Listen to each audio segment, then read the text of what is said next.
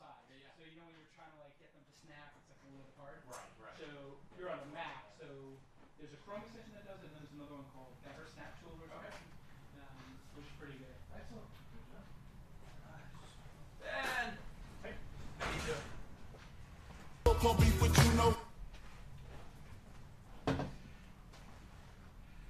Am I doing ads during the show? Cody? Are the ad reads during the show? Yeah, let me check that. I believe so. Okay. And then you guys set up the tabs here for each of the stories? Or no? I know I didn't do that. Okay, so go ask Jackie. One of the things I want you to put on the checklist, are you on the rundown checklist for Anasana? Yes. Okay, so one of the items we need to add to it is if a news roundtable, from left to right, each of the tabs Gotcha. on this computer, and this is where the chat room will be. I always keep my other computer open as well, but all the tabs here have this one logged into the Chrome, have this one logged into the Slack under the studio account, and then I'll be on my personal account here, so you guys can feed stuff into there. Gotcha. And then it would be good, not good, I want you to figure out how you can control this computer from your computer. Okay. So there's a go to my Mac. Yeah. Thing. So what I want you to be able to do is, both of us are on this computer. Right. On your Mac, you have a window open, you can remote into here and change the tabs or something if you need to. Gotcha. Gotcha. So this will be kind of like a shared computer, Right. where you're moving the tabs, Okay. and then if you want to put this one up on the screen, you can. Okay. But you could be moving the tabs to show me stuff. Gotcha. Perfect. Because we're not going to do an earpiece type thing, Right. but, and one of the things I want you to do is give me the count of the time for each story. Okay. So when we're on story one, and there's like 4 Facebook stories, I guess, or 3 Facebook stories, I want you to give me the time on each one. Gotcha. So first story, this amount. This story, this amount. So I can keep it moving. Okay. Sounds good. And then you did the thing where you got the tweets. Yes. And you know how to use TechMeme to find that, because they've Yeah. already pre-curated all the tweets. You don't have to go on Twitter and try to find There were it. a few stories here and there I had to kind of search Twitter, but most of them I was able to find. On Twitter, you can put the URL of the story in. Yeah. You know that? Okay, that's good to know. Like, You didn't know that? No, I did not. Yeah. So you take this URL, put it in, Okay. and then anybody who puts that in there, it'll link to it. Perfect. So it's kind of cool. That way. Yeah, excellent. Maybe all the power cables can fit there, actually. But there aren't that many of them. Just do that.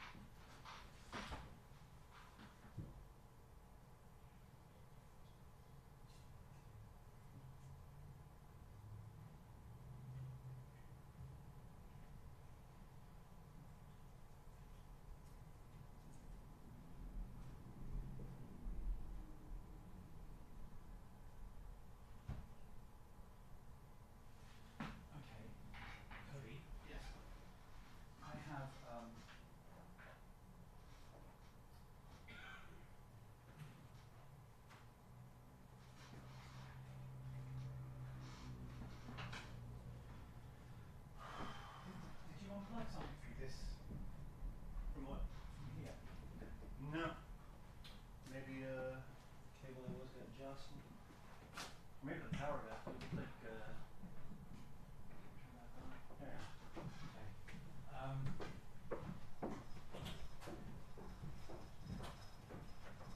You just look at my.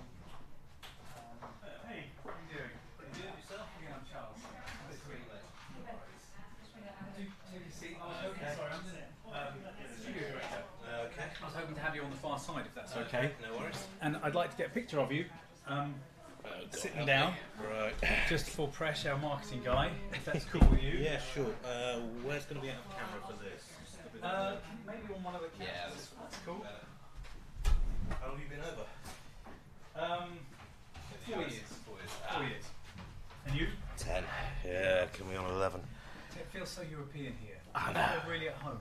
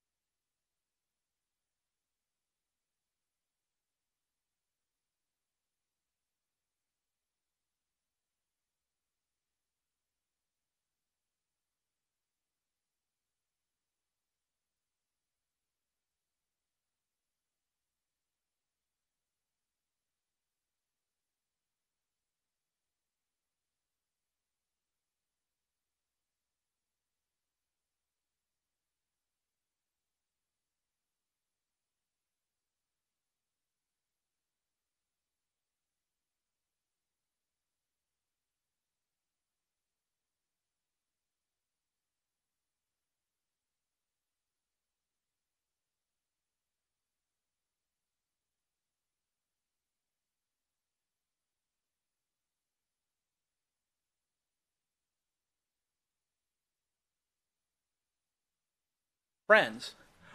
That's how every story starts. It's in a poker.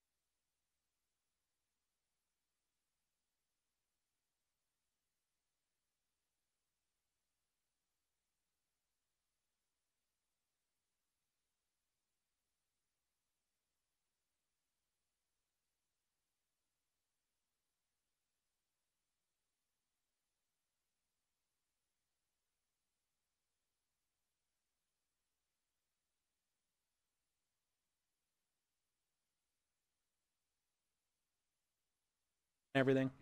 Was the guy the son of the grandson? That I other don't know one. who it was who was tipping me off. I can't remember. It was so long ago. But anyway, and then I just want to.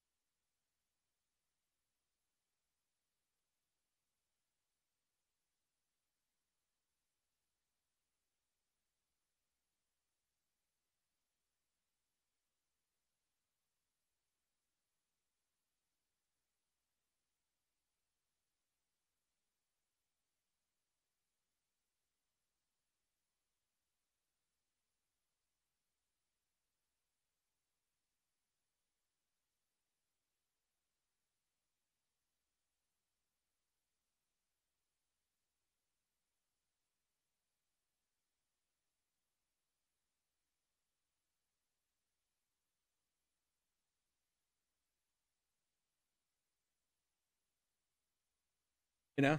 Okay, twist taping. Here we go. That was the same. Mics are live, everybody. Here we go. So we have 3 ads. So we're going to stop 3 times. In the show. Yes. Okay. Sounds good. And I'm doing 90 seconds each one, right? That's what they bought. Yep. That's what I'm giving. Okay. Exactly. Here we go. I'm going to set my little timer here. Guys okay? Just in case I need it. Okay. So about 11 minutes in. Boom. Okay, here we go. Here we go. Thank you for that. Okay, so this says the Twist archive is the Twist channel is archived. So we moved off of this, Is it on his? and we need to be on. You're on the wrong Slack channel. You have not been paying attention, Cody. This channel got closed, right? And now we're not on launch.slack.com. Cody Yeah, it's the word. is for that's the Okay. incubator. Do I talk past We're it or launch dash something. into it? Okay. Dash team dash So sit workspace. closer. Got it. Yeah, so you're logged into the wrong place. Okay. So that's what you have to log into for this one. So I hope you're talking about launch Bitcoin and dash tech team, right? stocks because I don't know much about it. Dash workspace. Yeah, I can waffle about that. I mean, it's Okay. basically some great Black Friday deals on Bitcoin at the moment. Hey-o! It's starting already. Okay, do you have a studio account on that one? Or no? Yeah. There should be. Yeah. No, it's been an interesting weekend for that. I've been trolling the Bitcoin people so hard for so many years. And then We did a Bitcoin show in 2008. And I'm just like, yeah, down 75% this year, but up over 1,000,000% since 2007. You know? it's so great. You start from zero. It's amazing. Yeah, how it's exactly. amazing. Thank you. Here we go. Cody, you're logged in as yourself. Jackie, you're logged in as yourself. And Charles, you're logged in as yourself, or you're not logged in, Charles? I'm logged in as myself, but Okay. You won't be active. Okay. You should have it up, though. Do you have it up or not? On one of your computers? Why is it hot? It's hot down there, isn't it? Not hot. Sell some fucking books. Thank Do you. what's Thank you, important. Let's Jason. sell some fucking books, man. Author to author. We got to move some books. With a new afterword, I should mention. Oh, 6,000 word afterword. Oh, nice. Updating everyone from 2016 to now. love it. Paperback. They didn't do mine in paperback. Mine's kind of a niche book, so they're like, people can afford to pay for yours. We don't need to like lower the price. And, I see. It's a luxury product. well, they're just like, it's angel investing. Like, pay your fucking $30 for your book about making millions. Like, it's not a casual read. It's it's like a textbook. All right, ready to go. Whenever you're ready, 3, 2, 1, me. Okay. I'm intimidated by Jason's mic. It's like way bigger than ours. It's a big book right here. Yeah, maybe here. Perfect. Yeah, well, he's the boss, so he gets to We'll show you the keep it. screen so you can How long did the Yeah, book I take trust you? your judgment.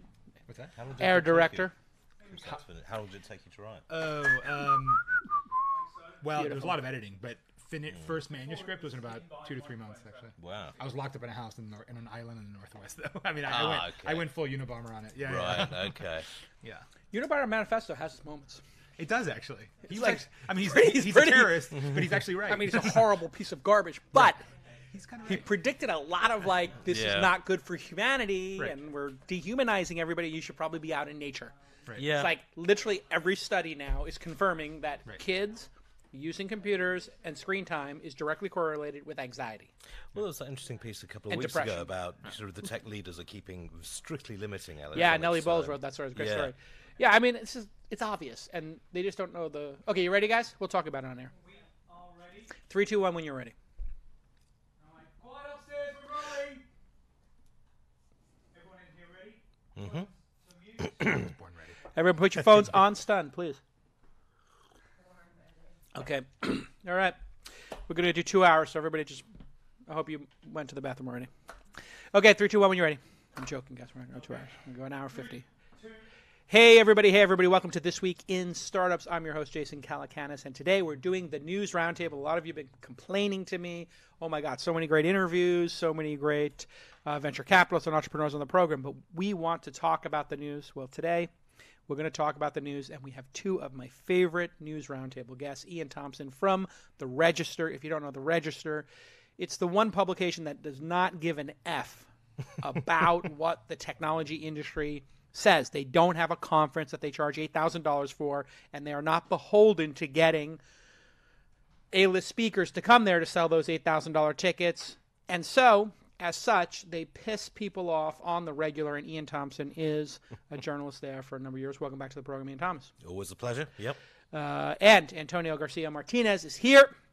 He is, of course, the author of Chaos Monkeys, Obscene Fortune and Random Failure in Silicon Valley, about his time at the Facebook. And the book is now out in paperback with a 6,000 word, Correct. not a preface, what do they call it when they put in the back? Afterward. An afterword, which updates everybody on the complete chaos and bedlam. It's amazing that you named the book Chaos Monkeys, Right. because Facebook has gone into a spiral that can only be described as pure chaos. A little piece of, and we're going to get into it in a moment, a little piece of housekeeping. We have a handful of seats left here in San Francisco, thanks to our partner Wilson Sonsini, for This Week in Startups Live. It's Thursday, 12/6, December 6th. We're going to have a This Week in Startups Live with Greg Brockman, who is the co-founder of OpenAI and a former CTO of Stripe. And we're going to have some office hours with me, where I'm going to just meet with founders and give them free, candid advice. It's worth what you paid for it. And we're going to have a workshop from Wilson Sonsini, and we're giving away 100 free founder tickets for that event. Oh, no, we only have a handful. Maybe 2 dozen are left. And we're also giving away 1,000 free founder tickets for Launch Festival Sydney. You have to be a founder. We check on that. We're going to check your website, check your LinkedIn, etc. And I think we've given away half of those already. But that's part of what we do here at Launch, is we give away tickets for founders for free. So Launch Festival Sydney is June 18th and 19th. I'll be down under again. And you can go to launchfestivalsydney.com/founderpass. Okay, let's get right to it, Antonio. It's been hard to keep up with Facebook and the chaos that's going on there. Indeed. But I think we should start with definers, which the head of communication and policy, Elliot Schrage, I think is how you pronounce his name. Schrage. Yeah, Schrage. Yeah. Yeah, Schrage. And Definers is some sort of a opposition research firm, PR firm, but they kind of have sharp elbows. And in January 28, George Soros started attacking Facebook at Davos, saying they're a menace to society, something that early Facebook employees Chamath Palihapitiya and Sean Parker said in so many words themselves.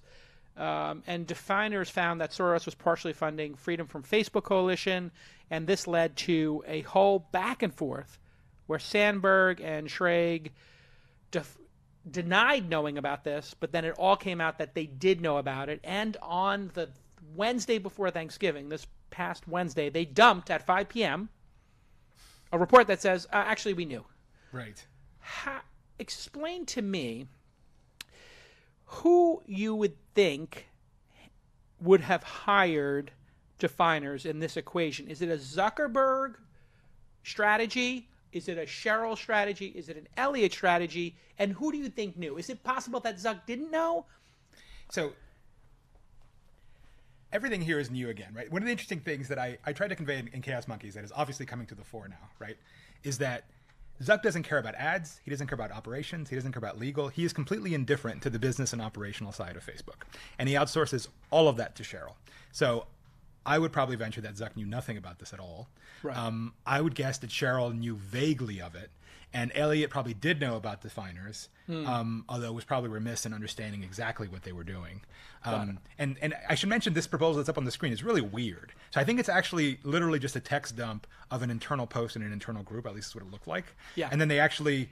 And it reads really Orwellian and weird, right? It looks like one of these weird North Korean show trials where, like, the formerly, right-hand man of the dictator avows how he's been a traitor to the revolution, and then, he's about to get executed. And then they actually publish Sandberg's comment to this, which I assume was a top comment in the internal group, saying, well, we appreciate all your work, Elliot, and, by the way, the firing squad is that way. Yeah. And so, that this is really unusual for Facebook to issue this sort of post. It's definitely not their usual playbook.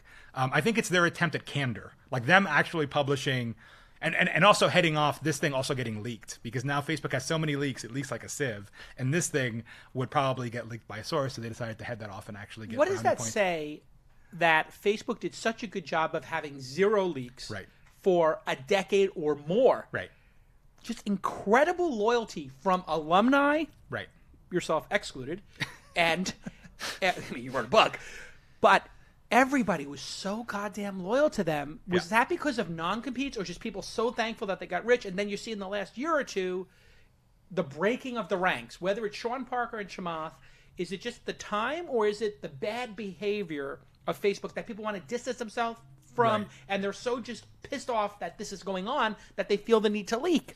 Right. Which is it? Well, just to clarify your jab there, so I wouldn't consider Chaos Monkeys to be a violation of that. It's not. I think I've actually talked to lots of ex-Facebookers, and in fact, it's in many ways a backhanded compliment, and I think that the company comes out looking okay in it. But Yes. and if anything else, they disagree with a lot of their conclusions, but they think it was at least accurate. So that, as long as it's accurate. Anyway, getting that aside, And they didn't sue you. and they didn't sue me. Right. Well, because they know about the Streisand effect better than anybody, and they understood that my book would have been even longer on the bestseller list had they sued me. So that's really why they didn't sue me. But anyhow, so I've said it before, like, this is a longer conversation. I think a lot of the media cycle about Facebook is a little bit overhyped, and like a lot of it, like the Cambridge Analytica thing, I never thought was really that big a deal, even though it's become a big deal in the media cycle. But to me, the biggest deal, the thing that sets off my former Facebooker alarm bells off, isn't the Cambridge Analytica thing so much. It's not necessarily even Definers. It's exactly what you just said, right? The fact that Facebook went from a place that had a super strong internal culture with admittedly very much an us versus them sort of attitude to the outside world, which meant that by and large, relative to most tech companies,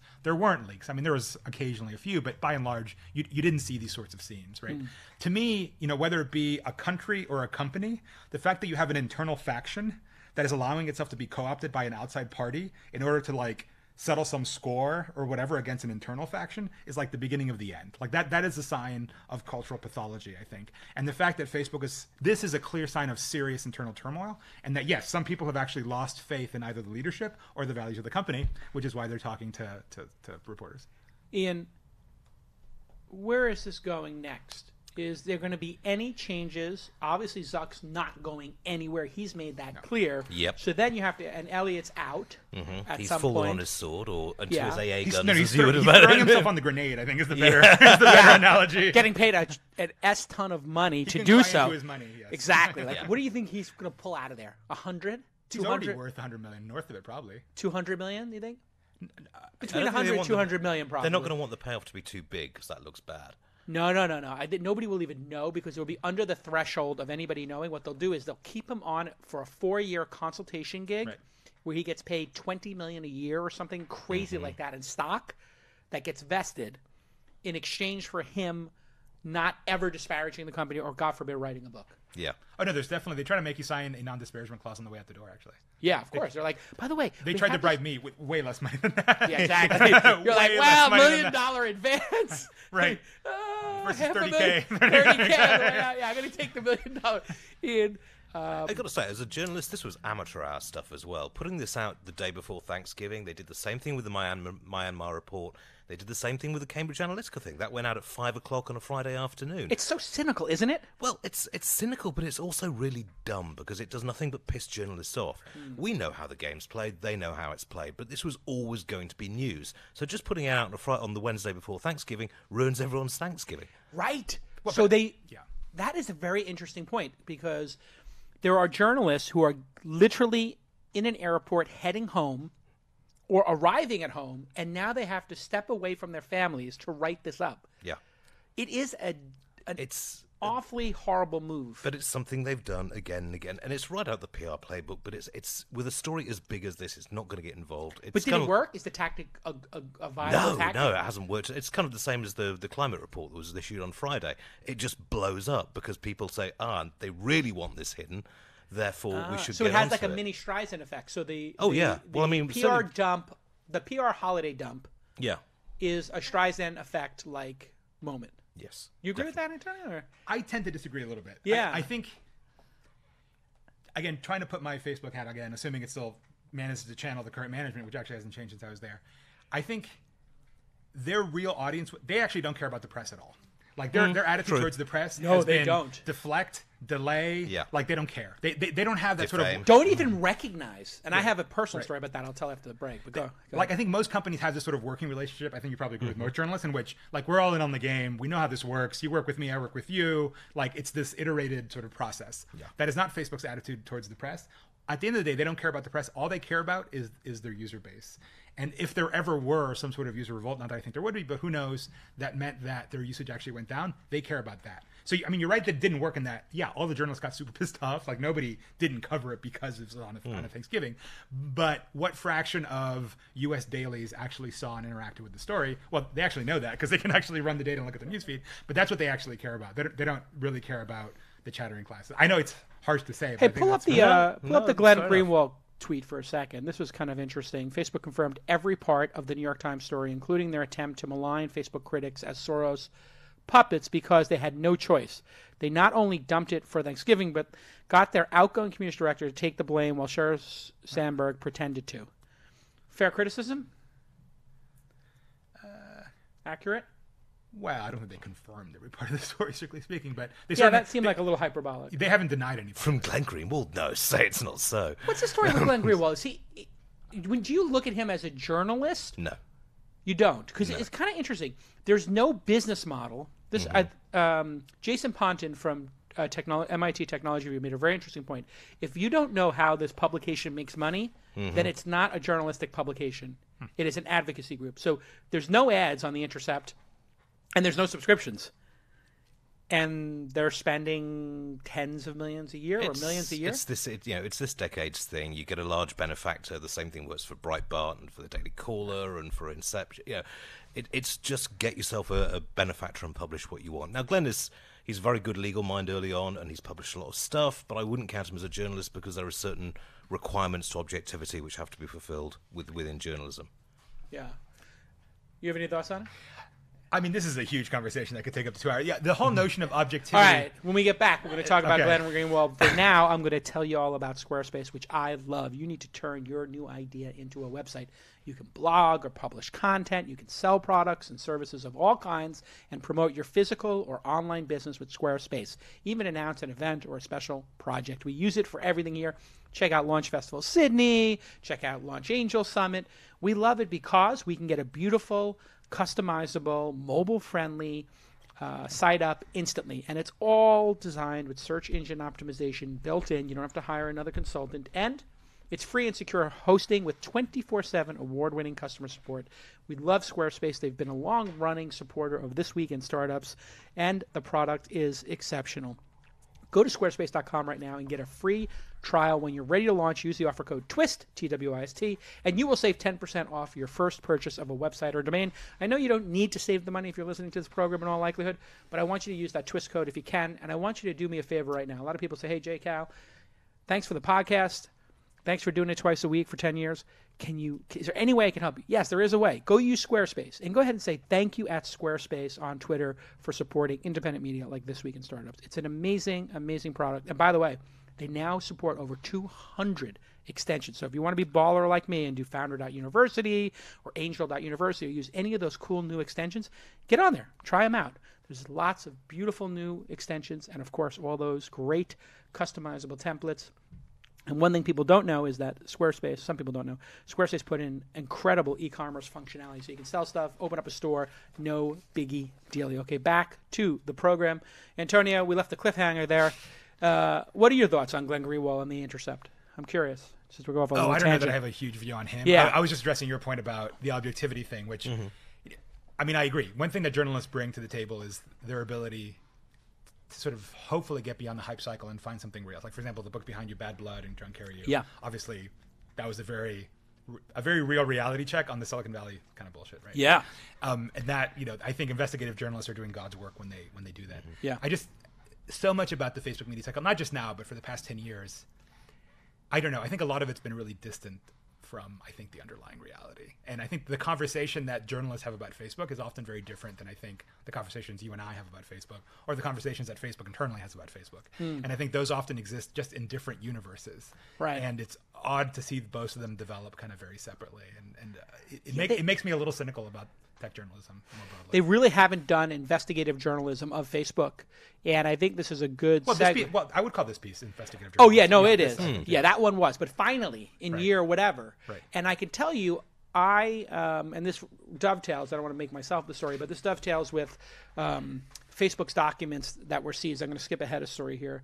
I was approached by an app maker who's like, your name is all over our discovery documents. I'm like, what?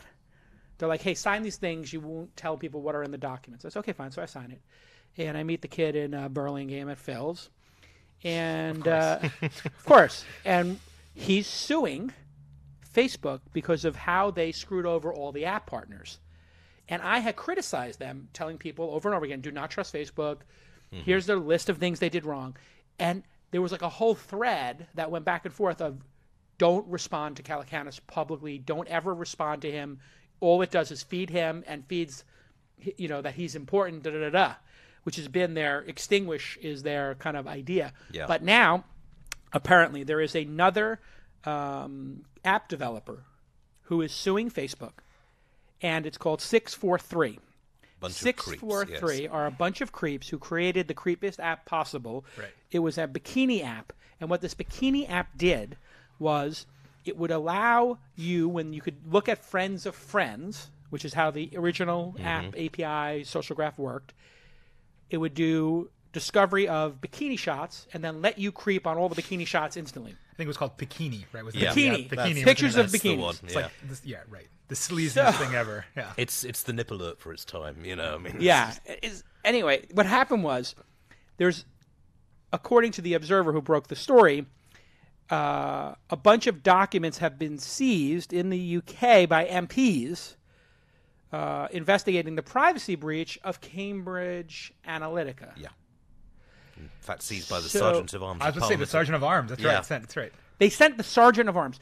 Oh, Ian, you're from this area of the globe. Indeed. What the hell is a sergeant at arms? We don't have this here. I feel like Trump needs to get on this real quick. If we had a sergeant at arms, we wouldn't be having these problems at the border. Well, let's see. We've had a sergeant of arms for since about the 1500s. Okay. And they're Same guy. responsible. Yeah. Same guy. Same guy. Very hard work. A lot of gin, a lot of beef. Yeah, really good facial work. No, He's a white worker now, but Yeah. side. But basically, he's enforced with carrying out Parliament's will, and this is the first time in my Parliament's will is he a stormtrooper? not actually a million. Basically, what he did was go around to this guy's hotel room and says, "You have those documents under British law. Parliament is entitled to see them. Hand them over." And the person said no. So he said, "Right, coming with me." Frog marched him to Parliament and said, "Now either you hand them over, or we hit you with massive fines and jail time. Which one is it?" And he was like, well, maybe you can have those documents then. That would be So fine. they literally Yeah, knocked on his door, locked on his hotel room brought door. him to Parliament. This would be like, if we had this here, Right. it'd be like Congress having Darth Vader working for them, like Boba Fett, and they send Boba Fett to pick up Apparently, To the Four Seasons The in Four like Seasons. Palo Alto. pick some, take him to For Congress instead. and say no. I mean, obviously, he's a very polite person, but Hey, it's, you always are. Does he have a gun or does he have a billy club? oh, come on, this is Britain. We don't have guns. So he's got a billy club, probably. Well, actually, his bobby duties stick. in What do you call it over 1971 were merged with Black Rod, who does have a club. Black Rod is responsible for opening and closing the Houses of Parliament, amongst other things, but that's a slight sidetrack. But It's also quaint. basically, I know. That's what do they call the new like stormtroopers in the new Star Wars stuff? They call them like the something order, the Obsidian Order, First yes, Order? something like something that. like that. Anyway, it sounds like this is where Lucas got all the names for these. But basically, if you're in the UK, you obey UK laws. And if Parliament says something, if you're in the UK and Parliament says, we would like that, you don't really have a lot of choice about it unless you're willing to go to jail. And in this case, they weren't. So they handed the documents over, and now we're all sort of on tenterhooks waiting to see what comes out of them.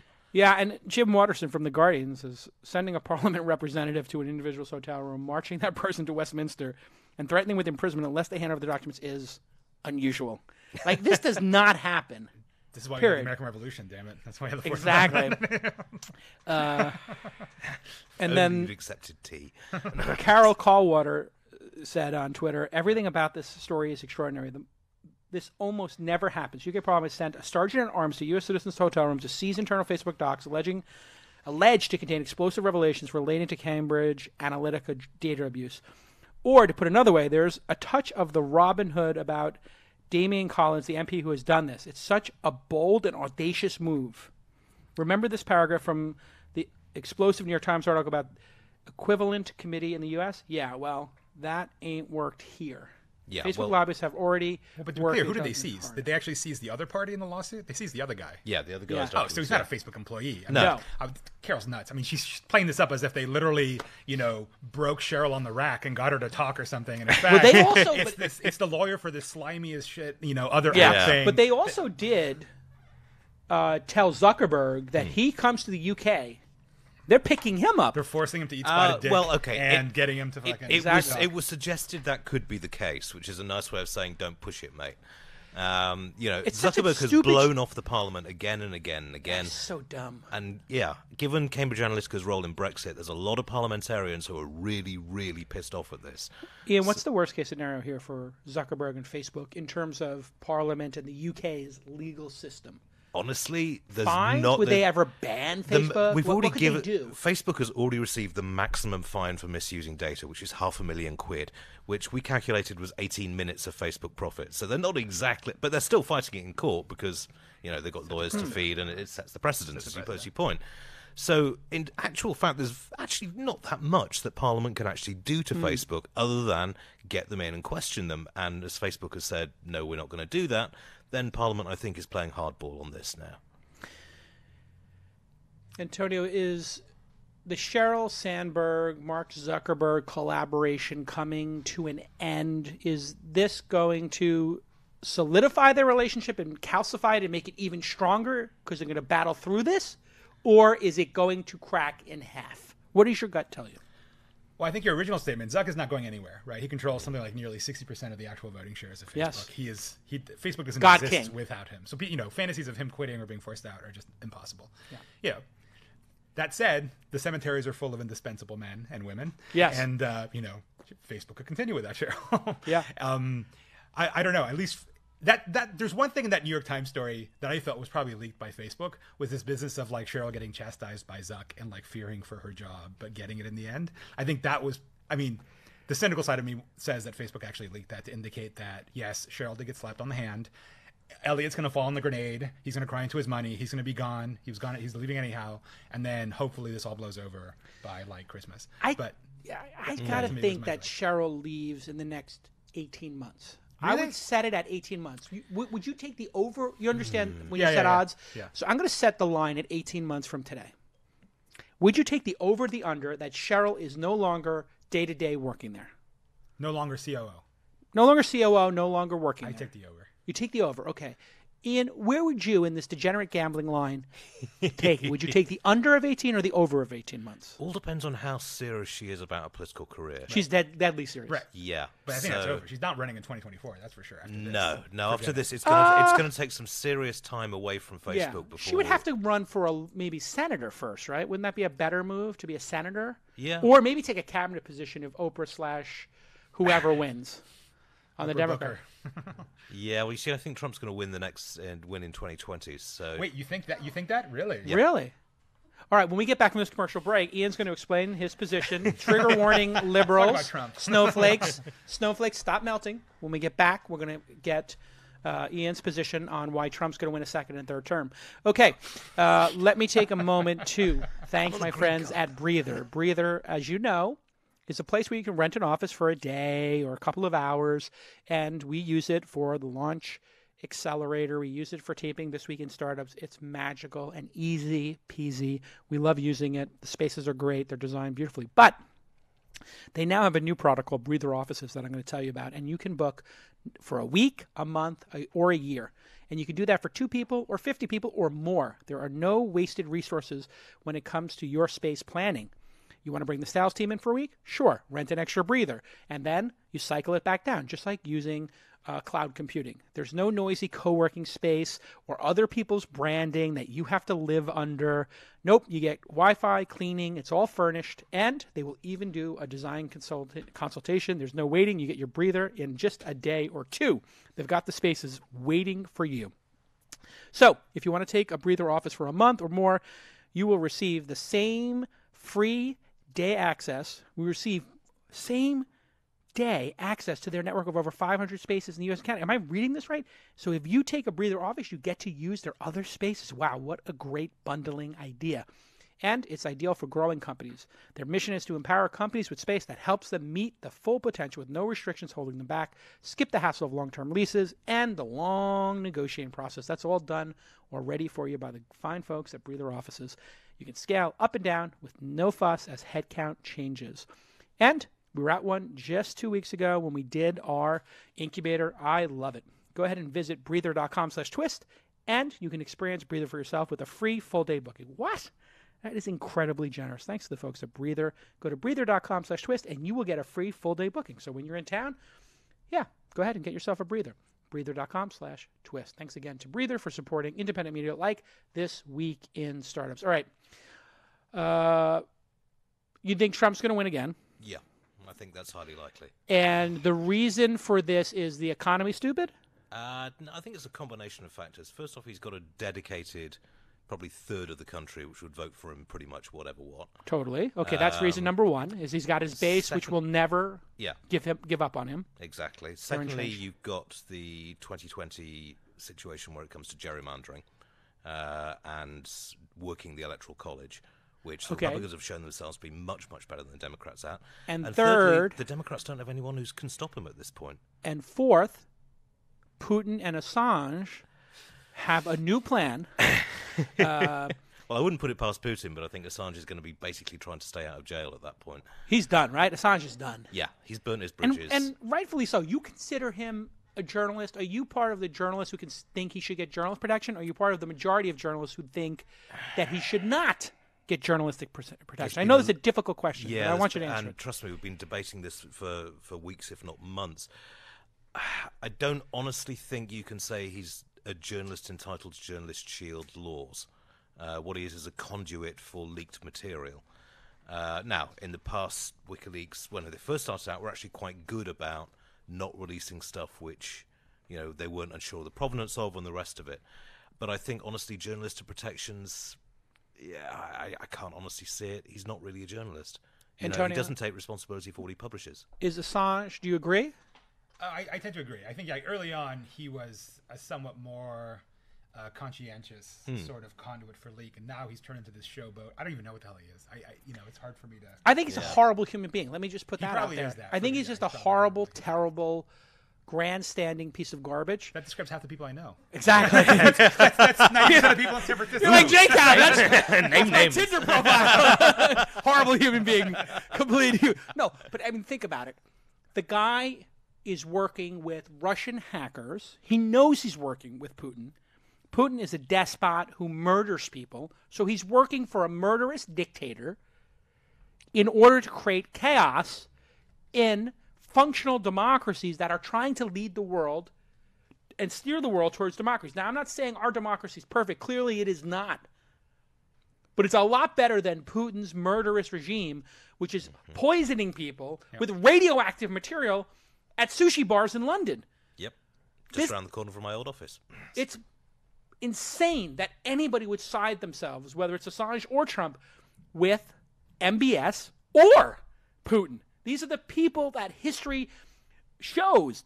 The more support you give them, the more they will murder people and torture and create, dictatorships, communism, God forbid socialism. I'm joking. We have to talk about Ocasio here at some point. Ocasio-Cortez at some point. Can I address the Trump thing, by the way? Yeah, let's do it. Let's do it. So I don't normally. I like where we're going. I don't normally geek out about politics, but I actually did like a reported political piece in Wired's November edition about. I went to Texas to see if you could flip it blue with the help of a lot of techies that were actually volunteering. There's this outfit called Tech for Campaigns that has thousands of volunteers that actually. They have like top level tech talent working for down ballot. It's kind of an interesting mix of.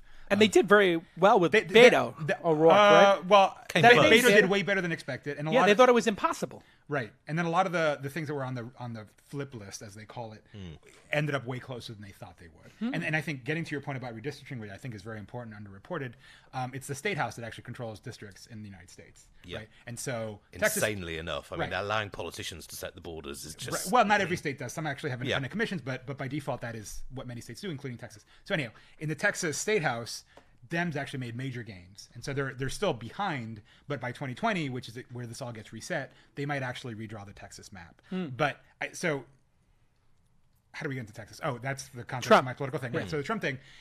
If you asked me 2 months ago, I would have agreed with you that Trump's going to win again. I think a few things happened in the midterms that totally changed the Trump equation. For one, that ballot measure in Florida passed that reenfranchised felons. That's going to be very important. I don't see a lot of routes to the White House. Did they say 2 million? It's almost, I think it was 1.5 million, but it's of order 2 million people. In Florida? In Florida. Just in Florida. What percentage of people in Florida have a felony? Wait a second. Are there 20 million people? What's the population of Florida? This is Florida we're talking about. Hey, Siri, what's the population of Florida? Like, if there's 1.5 felons. As of 2015, the population of Florida was 20 million. Thank you, Siri. Enough. 1 in 10. Right. So that's what I guess 1 in 20. 10. So that means 7% Of people are felons. Yeah. have felons in Florida. So and that makes basically Florida blue, I suspect. And there aren't a lot of routes from the Trump to the White House that doesn't go through Florida. The other thing is, if you look at the result of the midterm, it was sort of a blue wave. I mean, every year the opposition party always does better. So it's sort of a blue wave. But I think if you look at specifically what used to be called a blue wall, so Michigan, Wisconsin, and Pennsylvania, they actually did very well. And those actually voted for Obama in 2008. So anyhow, if you had asked me 2 months ago, I would have agreed with you. I think now... But you're right. What role will tech play in this one? Because if we assume that... Facebook's going to be huge again, right? There's going to be, tens of millions of dollars spent on Facebook. Hundreds of millions, you would think, right? Yeah. So... Maybe they'll even set up that nice photogenic war room, which they'll take down again 2 weeks later. They're like, here's a stock photo of 100 people in a room with 300 computers. Oh, it's pathetic. Are we done? It's like, literally, they set up a room that's completely unnecessary. Like, you're already in an open workspace. It looked like something out of Homeland. I don't know if you saw the last season of Homeland where they had like the boiler room with all the troll farms or whatever. It looked like that. But putting that aside, the troll accounts, the memes, the dank memes, and all that culture, fake news, fake ads, it definitely played some role. Right. We would agree. Yes. 10% impact? 5%? If you're talking about the earned media that Trump got, Yeah. That's huge. I mean, Well, I'm talking that's through the election. Specifically, the social Russians media- with their little Jesus arm wrestling memes. Yeah. I'm not Yeah. convinced actually played a huge role, but I know that I'm not the mainstream view on that. But I think broadly, Facebook did sway the election. And then also on the paid media side, I wrote a piece in Wired about how he used a lot of the targeting tools that I describe in Chaos Monkeys to actually win. And I think those will be used again. And I think it wasn't just getting out the vote; it was also testing out certain phrases to see how they worked with people, Right. and in terms of getting actual people who they knew were supporters out to Should the that polling all be stations. banned this time around? Should we put some How do you limits ban it? on targeting? I mean, seriously, and how ad do you ban it? targeting for politicians? Like, just not let them do micro targeting.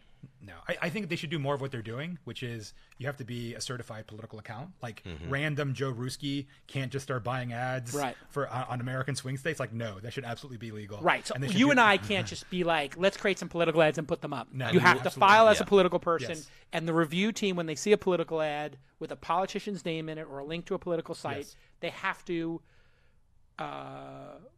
flag that account and not let the ads through. Why, at this hour, do journalists and other organizations have such an easy time fooling the ad screeners? Like, there's been 2 or 3 instances in the last 6 months where people have said, let's put up fake ads and see what happens. And every time they get them through. Why is that? Is Facebook lying when they say they've tightened the reins on advertising? No, I don't think so. So it's Or funny. they're just incompetent? So it's funny. Which is it? Yeah. So it's funny. One of the roles I had at Facebook back then, not to toot my own horn, but I was PM of that team for about a year actually. And back then it was a way smaller team. It was a tiny little team. It was the job you didn't want as a PM because Right.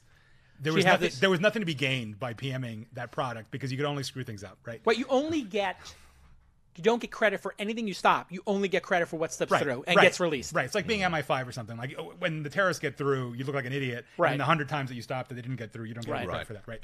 So it surprises me that they're so incompetent because historically they're actually pretty good at it. Like by and large, Facebook does filter stuff pretty well. You don't see a lot of porn. You don't see a lot of scammer ads anymore. Like given that Facebook's basically a quarter of the internet other than China, they're actually pretty good at it. So it surprised me. And I do think the press should sort of Keep doing it. keep I hitting them think for that, 'cause this that's is a that's sheer message. incompetence. They should I totally would This say is a they're message very to good the in press. some markets, but Right. I mean, as we saw with the Myanmar thing, then they are terrible in others. Right. You know, they had 2 people checking Myanmar, and the post on Facebook there. 2? Yeah, helped. Basically, this was while a genocide was going on in part of the country. Yeah, way to invest. That's another problem. So By the way, Zuckerberg has 20 personal security guards. So, Really? Yeah, I think that the number is like, the whispered number is like he's got 20 personal security guards on his team. So for them to have 2 in, an area with a genocide getting paid $12 an hour or maybe $6 an hour somewhere in Manila is laughable. His security guards are getting paid $50 an hour minimum. They're $100,000 each, I'm sure. Mm-hmm. And he's spending probably $10 million on security. yeah, and they've got Personal security. Facebook Yeah. has like 35% margins, which is actually higher than Google's. Yeah. Right. So, they bitch and moan about like, oh, it's so unscalable. It's like, well, no, you're just not willing to spend the money and manage the organizations to do it. And Which means they just want to keep the stock price up.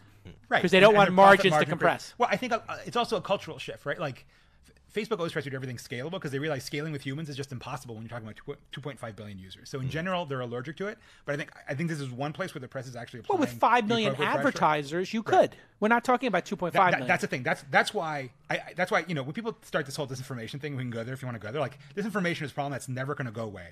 Facebook at scale with 2.5 billion people. Ads but is something you ads, can control That's easily. That's 3 orders of magnitude at least different in terms of problem size, and that is solvable with humans, and they should solve that problem. I think this also comes back to what you were talking earlier about Facebook leaking more, because they really started leaking when they started pissing off their customers, not their users, the actual customers, the advertising people that want to do this.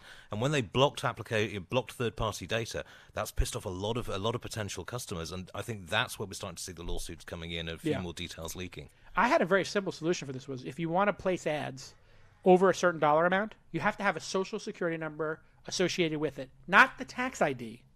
The social security number of the person in the organization who placed it. So if I'm placing these ads and I know that they're horrible, I'm going to go to my boss and say, I really don't want to put my driver's license in here or my passport or my social security number, that I'm the person in the launch organization or the This Week in Startups organization that bought these ads.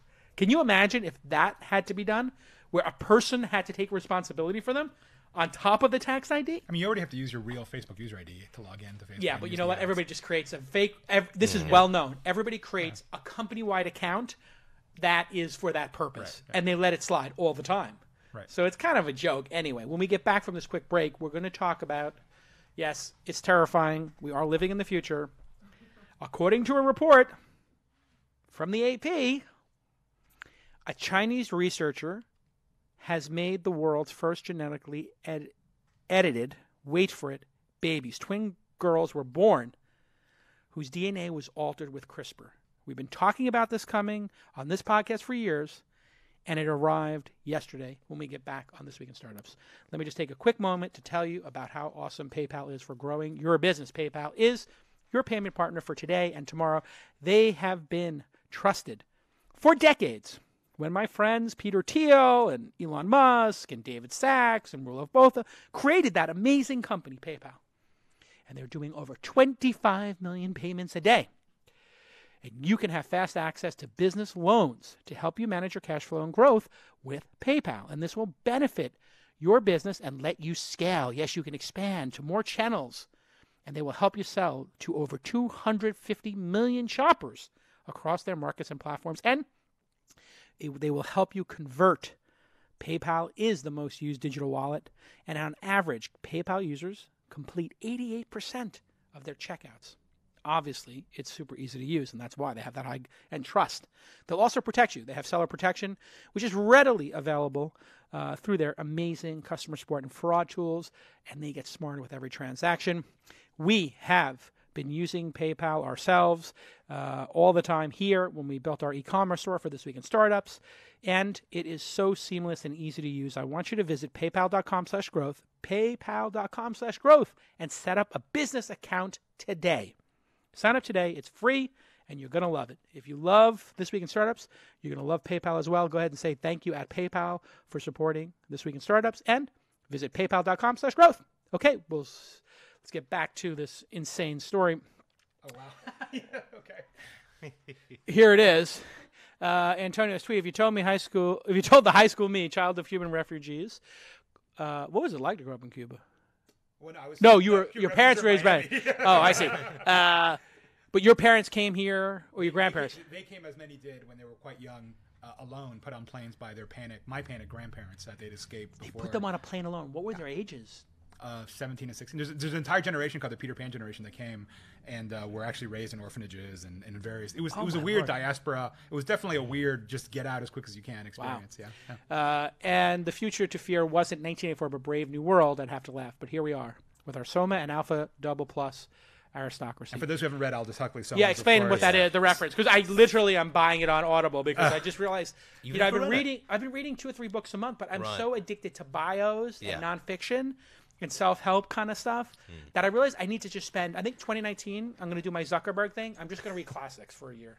Okay. Just try to hit like 35 classics, and that's going to be one of them. Explain what the references are, Soma was please. this sort of ambiguous narcotic that the inhabitants of this very futuristic world and Brave New World would have, and they'd go on Soma holiday. It was clearly some sort of opioid type thing, and that's how they achieved a very chemical happiness. And then the Alpha Double Plus thing, society had actually been bred such that I forget the exact designation, there was like an Alpha Double Plus, a leadership class, and there was like the Deltas and the Epsilons that were sort of service workers, and everyone was in this sort of genetic caste system. Wow. And it was very different.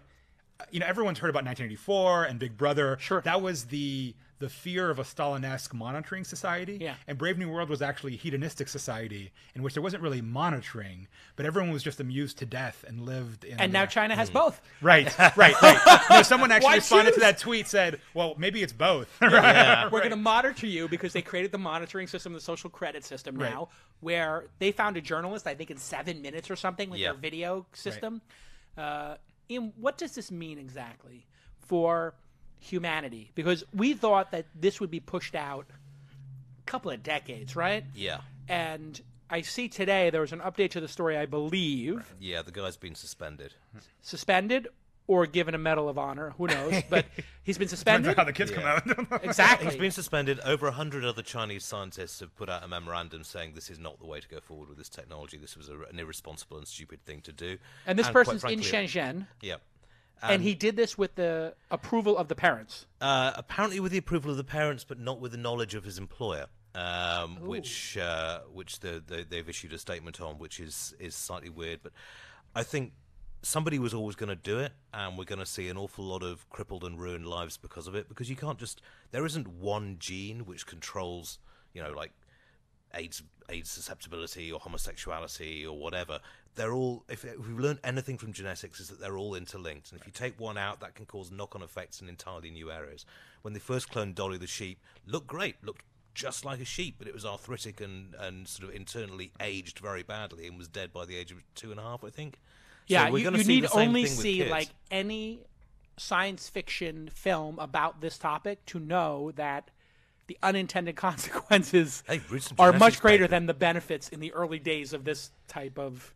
Yeah, I mean, the classic example that we all learned in high school is sickle cell anemia, right? It's one of these classic deleterious mutations. Sickle cell is your hemoglobin is warped in a weird shape, but in areas with malaria, it actually imbues resistance to malaria. In fact, in Europe, it's under thalassemia. In Greece, where malaria used to be endemic, it was actually selected for, and a lot of African Americans have it because they came from West Africa.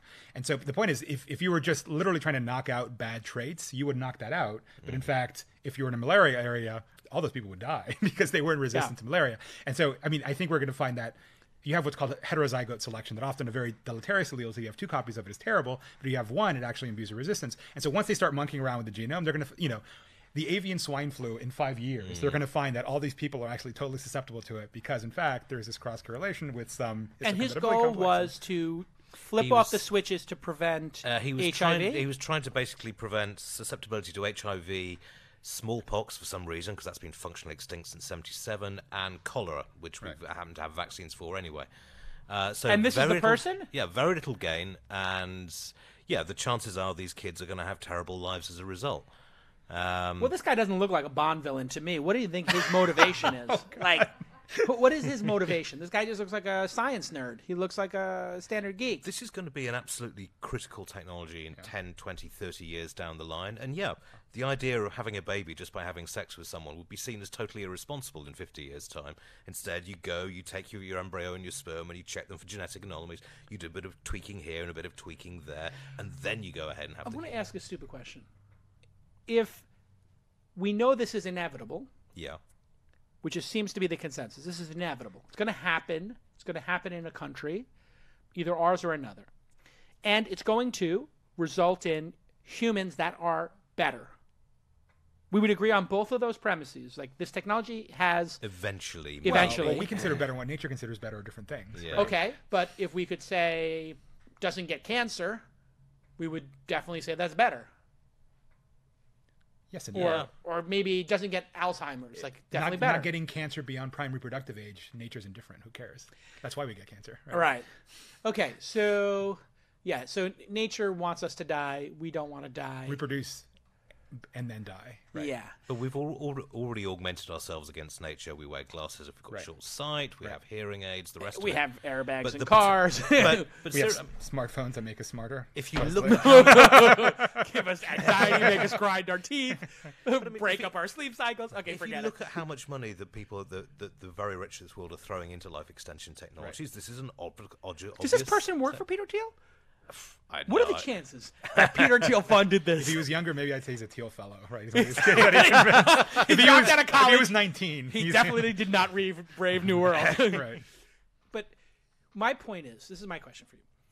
How do we ethically, morally introduce the process of selection like this, ethically, morally, intelligently? And when will that happen? Because it's going to start, and now it's started. Somebody hit the starter's pistol. Now, if America doesn't start pursuing this, we might be up against superhuman Chinese individuals who are able to just, live longer, be more powerful, more intelligent. I mean, is this insane for me to go down this road, or is this going to be the balance of power in the world? Is the world's power going to be determined not by natural resources, but by human bioengineering? I think there's two things there, right? Yeah. One is, this is like nuclear weapons, right? No one's going to have a monopoly on it for terribly long, right? Right. Within a span of 6 years, the Soviets had basically stolen nuclear technology and everyone was armed. I mean, I think the other thing that's really going to play into the public policy debate, particularly in countries like the United States or Europe, which are democracies, is how available is it to everybody? Is it really only a Peter Thiel thing? Like, is everyone dying except Peter Thiel because he can afford to pay $10 million a year or whatever? Or will it actually get democratized as luxuries do eventually, and everyone basically has access to it? I think that's a critical part of technology of how Yeah, when does this become the refrigerator and air conditioning and Right. airbags where, like, you're just Right. not allowed to produce a car without airbags? Sorry. Right. Yeah. You know, but at the it's same for time, everybody. if you're actually going to get involved with this, and if you're if you actually want to get your kid done, you're going to wait, if you're smart, until it's been tried out on a lot of other people first. Right. To You're make not sure going to be part of that beta. Yeah, you don't want. You're not going to be part of the. You don't want it on the yeah. beta. I will be. Yeah. Do you want to be part of the dev channel? So, I mean, if they're smart, they'll test it out on chimps, on a variety of animals, on chimps and various things, and see what they can do with that. And then, inevitably, it's going to happen sooner or later. Somebody's going to set up a laboratory in somewhere where there are very lax controls, and we're going to see some nightmarish mistakes. And then, hopefully, the technology will work itself out. Antonio, what's the chances this is the first time somebody's done this? This? Yeah. Like, it's the first we know of. What are the chances this is actually the first time somebody did it? In other words, is Putin doing this already? Is North Korea doing this already? Is somebody in China already done this? And this is just the first one that got publicly addressed. I mean, I don't follow the field that well. Yeah. Who knows? I'm not sure. I mean, My gut tells me this has already happened. We're seeing like the sixth example. and brought to term? You think the embryo was brought to term? Yeah, born in November. Yeah, These embryos were born in. apparently These they were kids born are in November. alive. Alive, yeah. Oh, for the moment. I see. Okay. So Yeah. what does this mean? Like, we're going to be monitoring these kids and figuring out what happens? Oh my God, this is insane. 2 literal live guinea pigs. Yeah, and it's How do you test it? Do you expose them to smallpox and see if they get it? Well, this is the interesting thing. Like, if we're literally going to take the scientific approach to this, we should be making like triplets, and then Right. doing Exposing- blind studies across them. I mean, this is demented. This is you can do a certain amount crazy with blood work, but Nazi, science fiction. becoming science fact, and this is something we're going to have to deal with, and just letting people do it willy-nilly is a recipe for disaster, not only for the experimental subjects, but also, I think, for the larger society. And in related news, I don't know if you saw this breaking news, but Massa and Saudi Arabia have bought 80% of the company that was doing this. They've just put $80 billion really? into it. I'm joking. I was going to say, that would be... To me, it was like that would be really quick moving. Can't even recognize that as a joke. Just shows how Hey, given the amount of insane Saudi the money world has sloshing come. around at the moment and the way they're handling themselves, it's not exactly bone saws for all, but it's not that far. Bone saws and CRISPR for all. Yeah. I'm trying to determine if we should go bone saw or Bitcoin. Let's go Bitcoin. Let's go Bitcoin. Then we'll circle back around to bone saws and torturing journalists. Last year, when it hit 19, I gave a keynote. I said, if you're 99% of your wealth is in crypto, sell half your crypto position and bank the win, because this is a mania like I have rarely seen in my lifetime. In fact, I had only seen it one other time, and that was the mania of the dot-com boom. Yeah. And I knew how that was going to end. And sure enough, here we are with Bitcoin. Did it go below 4,000? When did it go before today? I think it's today, yeah. Yeah. So what is Bitcoin at right now? Let's get a live Bitcoin price. You can just type Bitcoin price into Google. It'll come up. Bitcoin is now at 3,700? Yeah. Maron. So if you click on this, on the Bitcoin there on Coin Market Cap, you can actually go and pull up the 1-year chart, and you'll see this, how stunning it is. People have now lost 80% of their investment. I think 78% now Yeah. in the last year. But I on mean, the other this hand, is, it's go to up, the chart. It's up millions of percent from 2007. So Yeah, know, so it's- you're good. it's- Yeah, if you bought in 2007, here's the chart. Click on 1 year. There's Well, six- here's the full chart. Scroll down. There's 6 billion in daily volume in Bitcoin these days. Now, this is the crazy thing. That's- out of This a float is of not. 17 billion. It's I not know. true. Coin Market Cap, I believe, is a complete utter fraud. Yeah, there's been Now, a lot I'm saying the word I believe because I don't want to get sued. Remember, this is how you make a claim. Okay. My gut tells me. People are saying. People are saying. No, I'm not going to even say. I'm saying my gut tells me. My gut, my intuition, my spidey sense tells me that, and I've been saying this for years, cryptocurrency is being manipulated by people creating false volume, and that the volume is actually de minimis.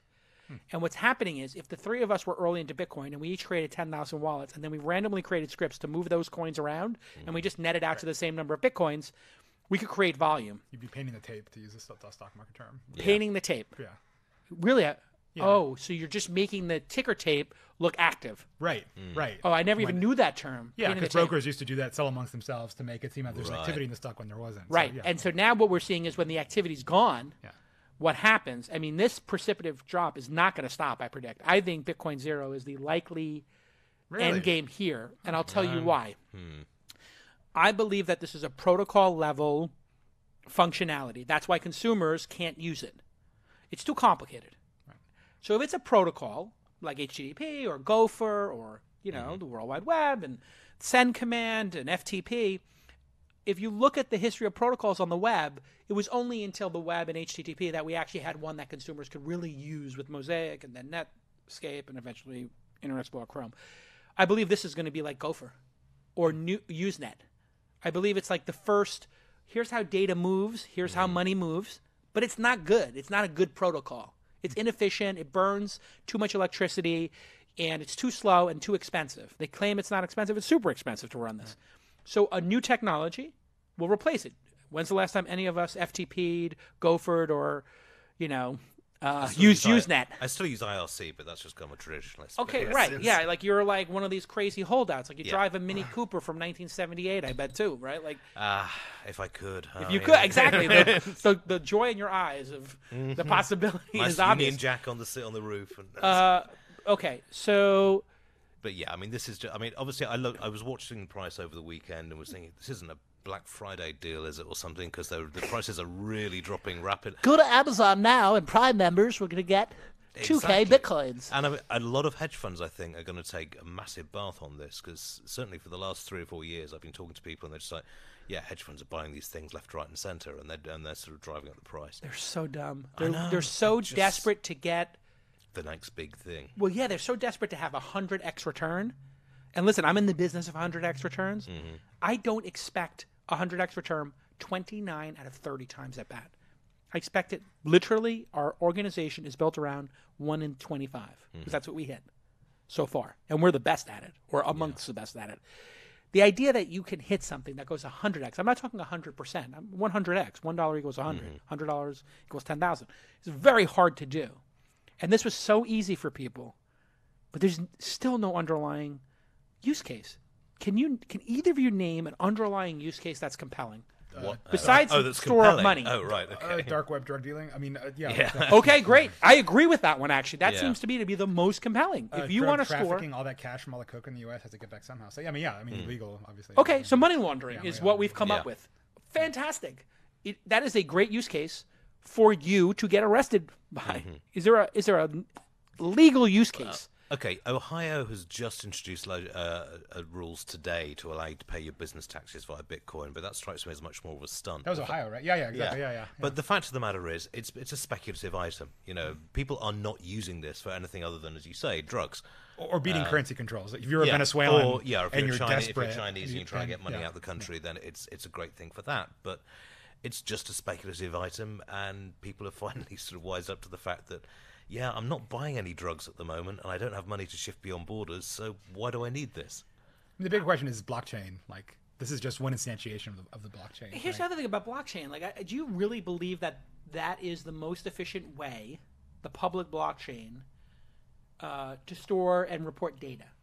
Or databases? It's like... I'm just picturing the CryptoKitty shrink on my Twitter handle after I say anything about this. So I'm just like super hesitant. But at least the use cases I've heard about, and I'll admit, I'm not an expert. It just seems odd. Like, why would you do that on blockchain? But that's my feeling. It's like immutable kit. I mean, the best use I heard was CryptoKitties, and it sounds facetious, but an immutable, which is a fancy word for not changeable, record of ownership of art or collectibles, to understand who owned this Picasso, what they paid for it, and then who got it next, and having a smart contract layer on top of that, which smart contracts have nothing to do with cryptocurrency. They could exist in a PDF or anywhere else. But a smart contract that said, Ian's the artist, Antonio bought his artwork for $1,000, and he sold it to me for $10,000. But as part of his smart contract with Ian gets 20% of whatever that sell price is. Right. So he gets 20%. He gets $1,800 of the gain. that would be something that you would be, okay, instead of paying $2,000 for the audit, I'll pay $1,000 and give you a 20% VIG on the growth. That's like a wonderful, amazing, mind-blowing use case. Another one that I heard was just similar. I did a story on it. This whole story of deep fakes, right? The fact that video editing is getting so good that, in fact, it even came up in the Brazilian election. There was a deep fake video that around, not Bolsonaro, but somebody else.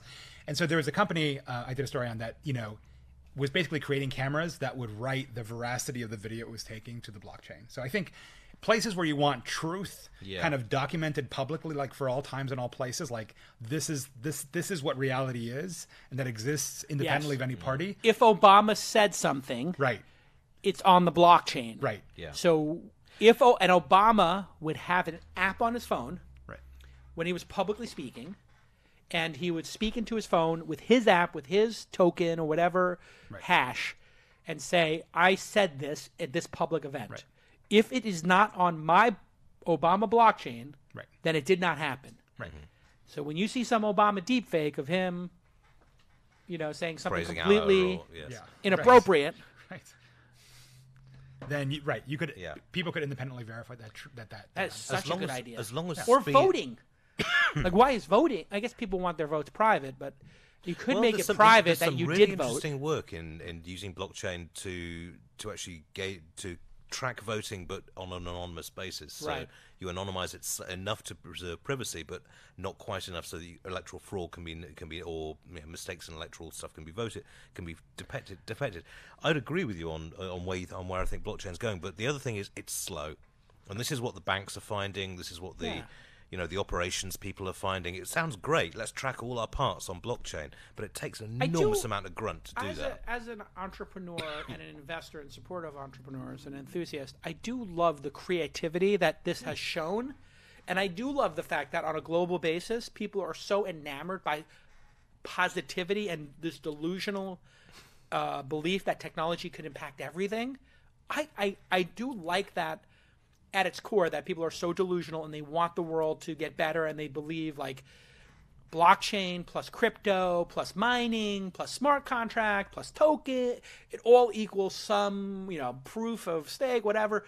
It all equals some sort of way to make the world better and solve problems. And most of all, I like the fact that on a global basis, millions of people participated in this giant scam casino to bet on startups, because I'm in the business of betting on startups. I like that. Here's a deep fake of Obama. I hope that he doesn't say something really bad, but okay, here we go. In all of our minds has been the loss and the grief felt by the people of Orlando. Here's the ground truth video of Obama saying the same words. Especially our friends who are lesbian, gay, bisexual, or transgender. I visited with the families of many of the victims on Thursday, and one thing I told them is that they're not alone. Okay, great.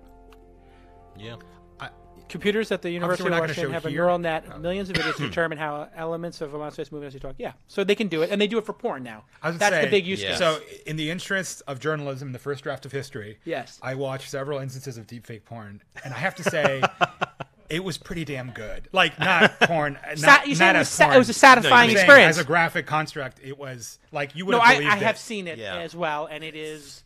You look at it, and you're like, okay, is that a leaked frappening video? Right. Like, now the frappening, anybody who was frappeninged or had during that iTunes hack or whatever, the Apple hack, could just basically say those are real fakes and be done with it. Like, there is no actual truth anymore. Right. I mean, in the words of Giuliani, truth is not truth. I mean, people have been knocking up fake celebrity porn pretty much since the birth of the internet, but this stuff is getting really, really good. And in the next couple of years, it's going to get even better. And this is going to, I mean, honestly, this is going to have a real impact on people because they're not going to know what to believe. And as it gets improved and we need some kind of technology that says that's definitely a fake, that definitely isn't. And it's going to get tough unless somebody actually develops that. Blockchain could work on that front.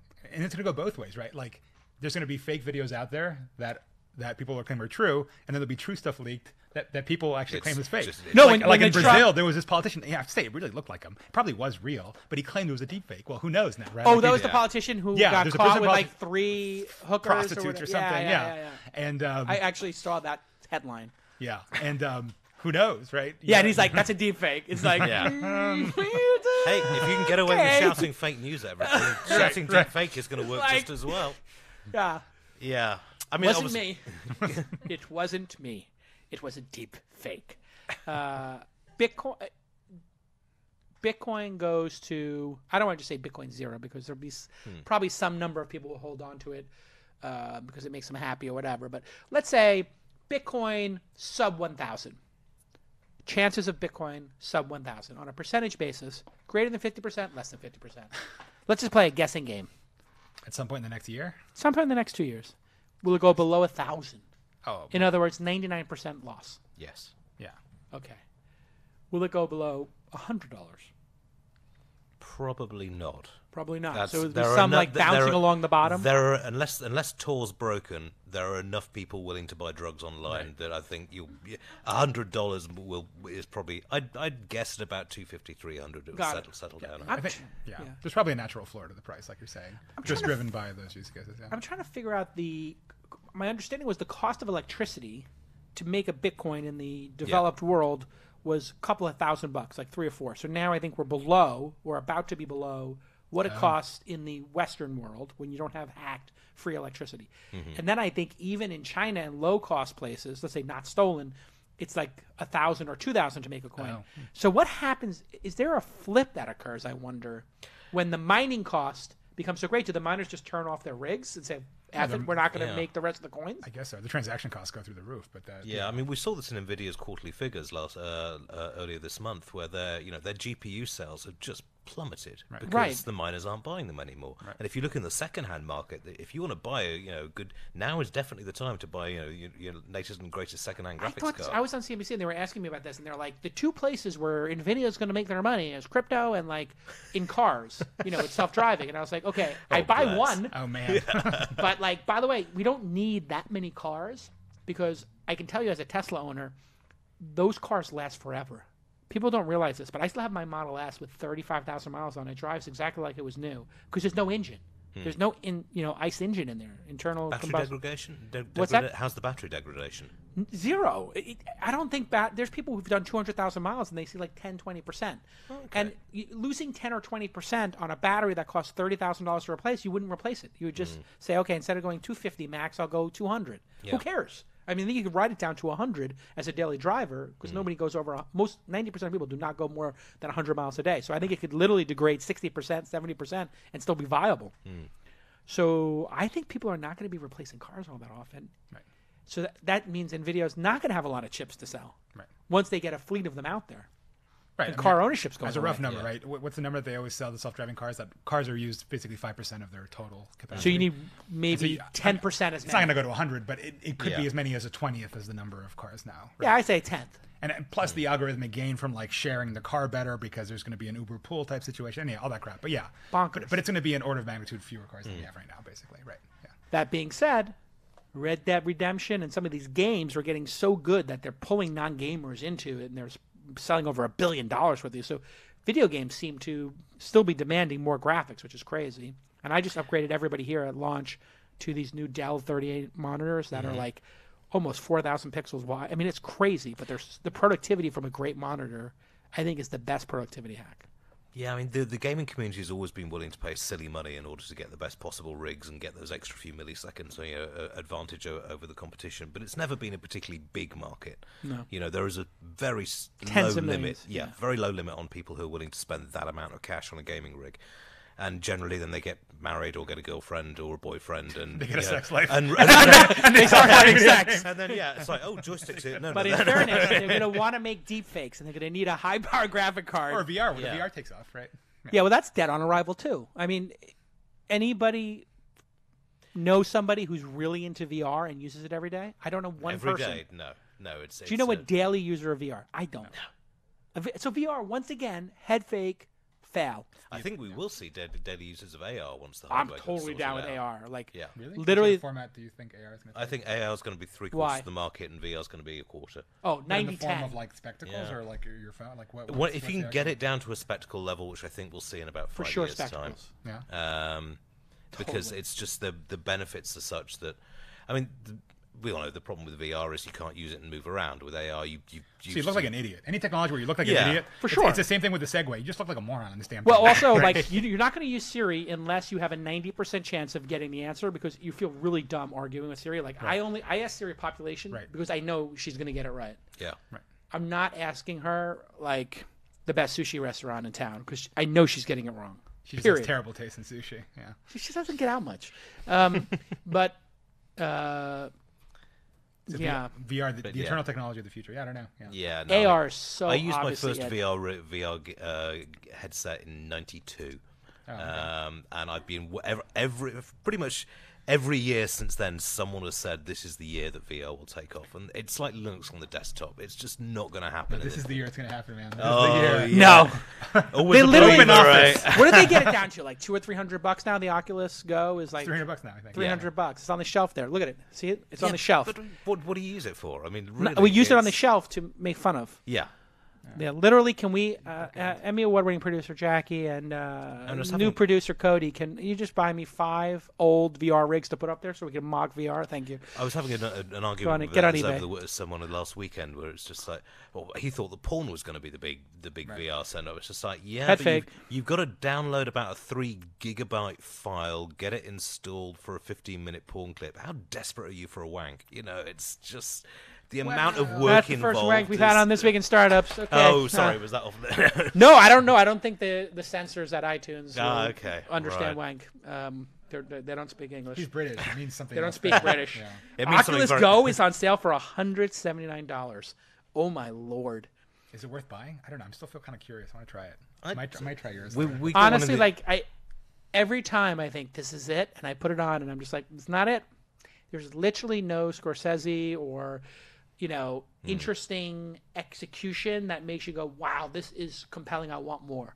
I literally have never put it on and said, I want more. Every time I put it on, I go, wow, that made great progress. Or, wow, that's really interesting. But never have I said, can I have some more? Please, sir. I never went back for seconds.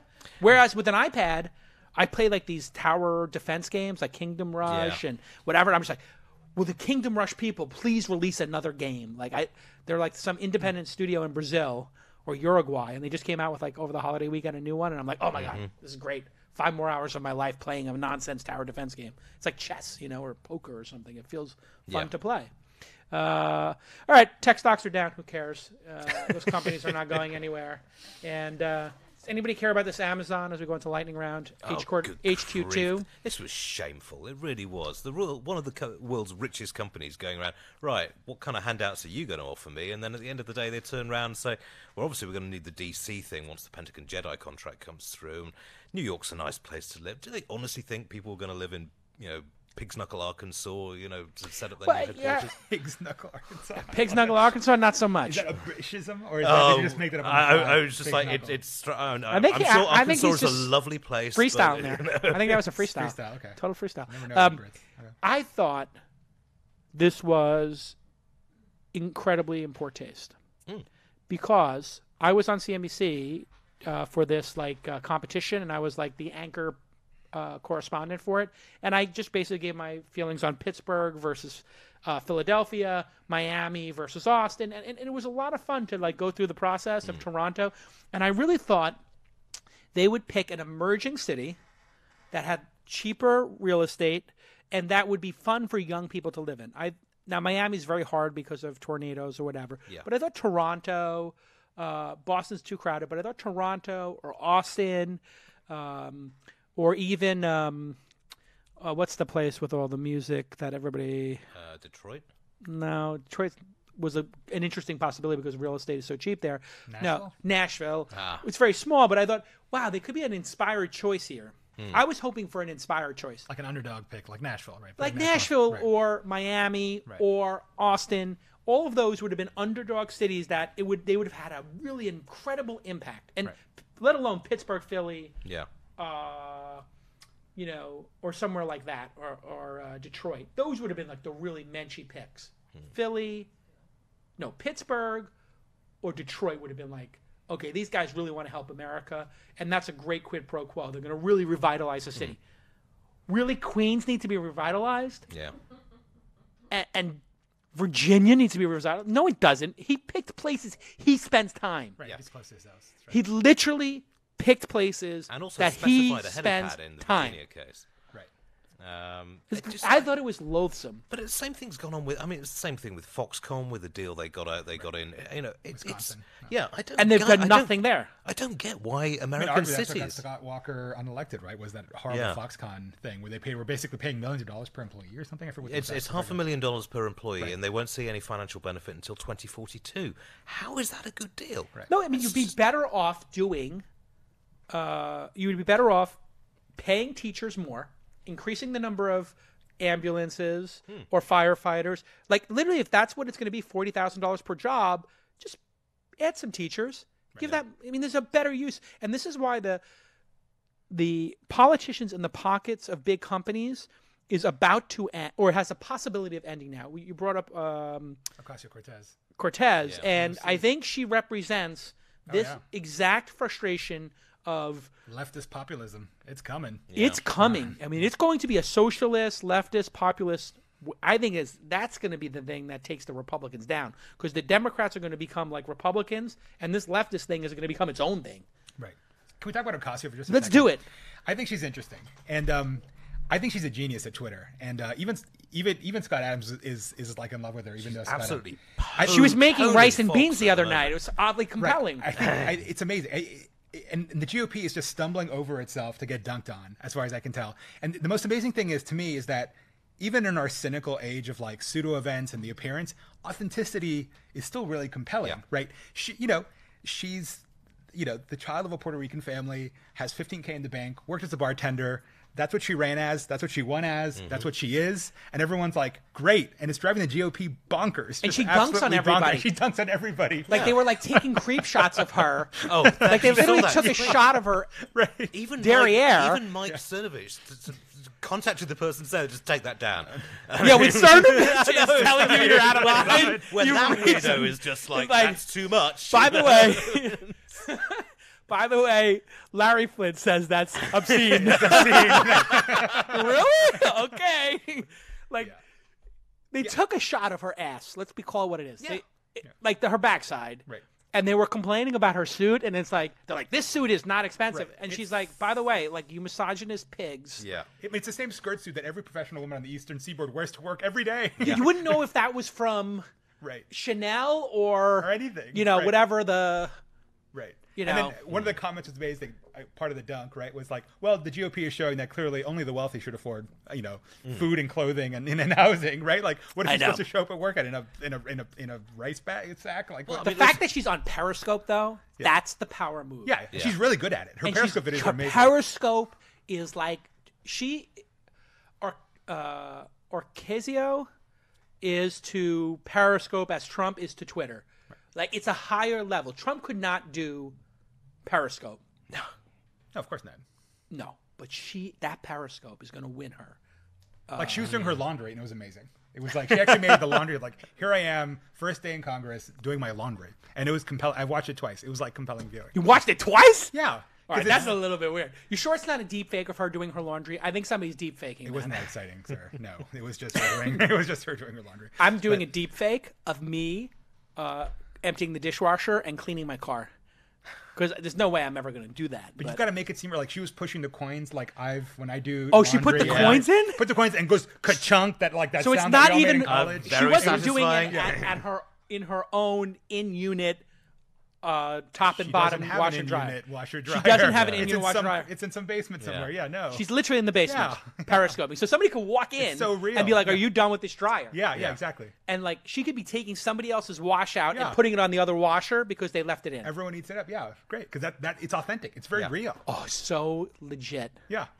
She'd go in it all. Can you imagine that debate?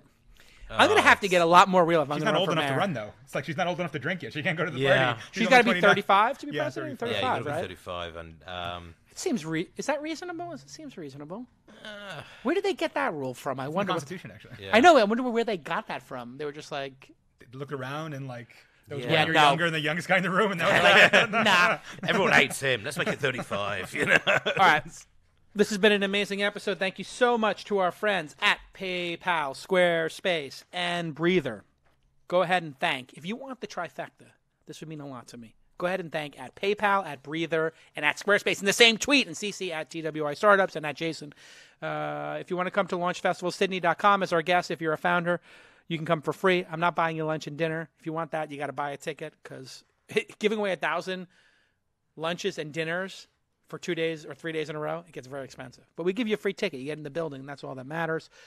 Thank you to our guest. Iain Thomson is Iain Thomson, IAIN Thomson on the Twitter. And, of course, follow The Register. The Register is an amazing publication. They pay you well over there? Is it okay? Decent? Livable, yeah. Not easy to be a journalist. Very difficult to be a journalist these days. You got a side hustle or something? You write books? You do speaking gigs? How do you make extra cheddar? I do some speaking. I'm working on a book at the moment. Oh, really? So, Topic of the book? Self-published, or you got a publisher? No. It's actually I've just had my 10-year anniversary of living in the United States, so I'm just doing a sort of reverse. So this just to explain to it started as a blog post, and then it's just sort of grown from there as sort of things that are different between the UK and the US and what you don't expect and what you do. That'd be our British cousin book. Yeah. No, this would be great. Are you becoming a citizen? Are you putting a ring on it, so to speak? My wife wants me to. My family hate the idea, so I'm kind of umming and ahhing about it. If you become a citizen, you don't have to give up your citizenship, do you? Or do you? Can't give up. You have to give the accent, though. The accent yeah, for sure. Over my dead body. No, it's just no. I mean, you can't give up British citizenship anyway. But it's oh really? Yeah. Oh, really? And if I become an American, Queen does not accept it. You're like, I resign. She's like, not accepted. No. Your resignation has not been accepted, Mr. Thomson. You are a national treasure. Now you see the Queen I like, but God her save idiot the Queen. son is just gonna ruin the whole show unless he's very. It's just... Speaking of God Saving the Queen, the Mark Knopfler album is out down the road wherever, and it is excellent. Oh. I love him.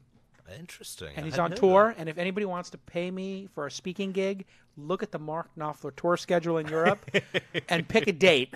I'm not kidding. Half price. I'll do the speaking gig at half price because I'm going to be going anyway. All right, Antonio Garcia Martinez is Antonio GM on the Twitter, and Chaos Monkeys, Obscene Fortune, and Random Failure in Silicon Valley is exceptional. And he's got that new 6,000-word postscript. Afterward. Sequel, whatever the F you call it. And it is amazing. Get the... do you read the audiobook? You had somebody else do it. You know, I think they originally proposed my doing the first chapter, and after enough phone calls, they're like, we're going to get an actor. No. They did the same thing to me, and I insisted on not doing it. I insisted on doing it, and I convinced them to let me do it, and it was the right move. Oh, really? Yeah, and Michael Ovitz only does the first chapter of his book, and it's a disaster. I really want to have Mike Ovitz on his book. Who is Mike Ovitz? Put it on the shelf, okay, Jack? You order a copy and put it on the shelf so we can bait him into coming on the program. It's incredible. Like, you would love it because it really talks about somebody just getting massive amounts of power, how they did it, and all his little nuances and his little ticks. And there's like so many little nuggets of how he thinks about power and powerful people and control and just his own story, his own mistakes. It's really good. But he only reads the first chapter, and I'm just like, you want to hear the authors. The same thing with Phil Knight. They had him do the first chapter. It's like, for Shoe Dog, this is a message to publishers. You're effing it up. Insist on the authors doing their own version. In fact, have two versions of the book and sell them concurrently. This is what I'm going to do in my next book. I'm going to read the book straight through, and then chapter 21 through 40 will be a professional reading it. So you can listen to the book twice, me and then a professional. But it's so grueling to read the whole book, isn't it? Wasn't it? No, 3 days I did it in. It also My book depends was only 65,000 words, 288 pages. But also depends on the yours is a author, little bit 'cause longer. But no, it takes 4 days. We just got the Bill. We took a driving holiday and got the Bill Bryson book, and he read it out himself, and it's terrible. We had to turn it off because he's bad. He's got one of those mid-Atlantic accents from an American who's lived too long in the UK, and it sounds horrible. See, I think people who have podcasts specifically, or you've already trained people to like your voice, and my voice is not a likable voice necessarily, but it's an authentic voice, and you want to sort of go with that. And the thing is, because you're a known voice, if you didn't read it, they would be like trying to bend your voice into that. It's cognitive dissonance, right? They're hearing my voice. Because when I read someone who has a known voice, it's in my head, Of their head, course. so it has to be in your head in that voice. Yes, and when people read my book and not listen to it, they're like, "Oh my God, I hear your voice when I'm reading it because it's got your sensibility." That's how people. That's the tell. If you don't write your own book, it's so obvious because you can just tell that doesn't sound like something you would say. Right. That's why they offer me a ghostwriter as well, and they're like, Ooh. "So you're doing your book? Would you like some help?" Is that how they put it? Right. Oh yeah, they're like, So when do you think you'll have it ready? I'm like, when it's a bestseller. And they're like, okay, I love that answer. So do you have a date in mind? I was like, yeah, whatever, next summer, next Christmas. Like, great, that's awesome. Wow, aggressive schedule. Now we have some options for you. Something to consider. Some of your friends use the same person. Their name doesn't go on the thing, but they can really help you in hitting the deadlines. And I'm like, we talking about a ghostwriter? They're like, well, you talk to them, and then they will shape a draft of different things for you. You read it, and you make it your own words, and you have to be completely satisfied with it. And I was like, a ghostwriter. Yeah. They're like, well, it's course, and I was like, no, I'm a writer. If I can't write my own goddamn book, shame on me. Like, It's true. How lazy are you that you can't? You're getting paid, and you If can't. it's a footballer, I can understand because it's not their first skill. But if you're a writer, then I think you do have a bit of a duty to, write your own book. It's kind of like lying to the public, It was Yeah. like when they were like, they didn't bring this up, but this like other person contacted me like, hey, we'll buy 250,000 copies of your book and then mail them back to you, and you'll be a bestseller. Oh yeah, because they gained the business bestseller list. And they just send a bunch of old ladies out to go buy your book and then Right. mail them back to you, and then you get all the copies of your book back. And like literally, some friends of ours, people who've been on the podcast, people who are very notable in our industry, who have bestsellers, they did this. And the person was pitching me the people who I know who did it, very famous, notable people with who sell multiple books. And I was like, I think I sold 8,000 my first week. I needed to sell 11,000 to hit the thing, and I was like, I don't care. It's like I didn't write the book, to game the. But you hit the bestseller. Yes. And it's like That's what it says 11,000. on top of the thing. Depends on what The week week. of what year, what other books are in the running, but it's way fewer than people realize. It's over 10. It's over 10, but it's not even 20. No, it's like low teens. teens. Yeah, low teens, like 11. Just to 12. get to the lowest level of mixed digital and print. And the whole thing is a pre-sales because all the pre-sales run to the first week, Right. which is what bootstraps it onto the list. I had and like hopefully makes it 5,000, stay there. 6,000 pre-sales. They were like Right. looking really good. Right. In my case, it had to be semi-secret because the book was kind of concealed until like a month before, so we didn't have a very broad window. But anyhow, this is how the game All right, works. everybody. This has been an amazing episode. Thank you so much, Indeed. Antonio. Thank you, Ian. And we'll see you all next time on This Week in Startups. Bye-bye. Great job, everybody.